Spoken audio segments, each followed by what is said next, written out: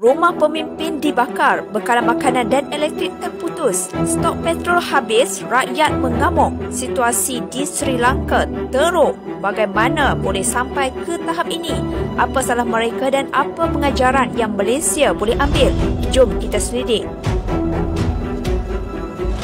Sebelum ini heboh, sebuah pelabuhan di Sri Lanka tergadai kepada negara China dek kegagalan negara itu membayar hutang.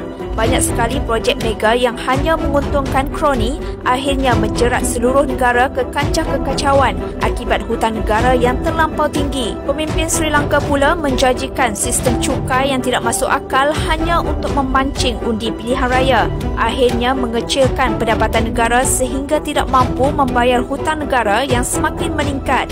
Keadaan ini diburukkan lagi dengan beberapa dasar kerajaan yang tergesa-gesa dijalankan tanpa mengambil kira kesediaan rakyat seperti pengharaman penggunaan baja dan racun kimia dalam sektor pertanian di Sri Lanka.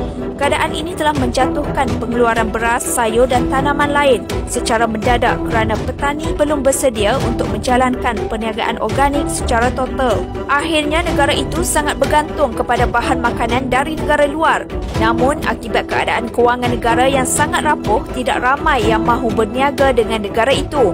Pandemik yang melanda seperti sakaratul maut yang menjemput negara yang terkenal dengan sektor pelancongan dan sumber tenaga asing. Sempadan ditutup, pendapatan negara semakin meruncing dan akhirnya runtuh. Sebenarnya resepi musibah ini semua ramuannya sudah ada di Malaysia. Hutang Malaysia semakin meningkat mencecah 1 trilion ringgit diburukkan lagi dengan hutang 1MDB yang dijamin kerajaan perlu dilunaskan tanpa sebarang hasil kepada negara. Simpanan rizab negara juga semakin menipis dari 136 bilion ringgit pada 2012 turun ke 113 bilion ringgit pada 2022. Jumlah ini sebenarnya hanya cukup untuk membayar 4 bulan keperluan import negara jika tiada penambahan rizab. Status negara sebagai pilihan untuk berniaga juga jatuh teruk kerana kehilangan keyakinan pelabur dan bank antarabangsa setelah skandal rasuah yang begitu membara. Mereka lebih senang berniaga dengan negara-negara jiran kita yang lebih telus dan jujur.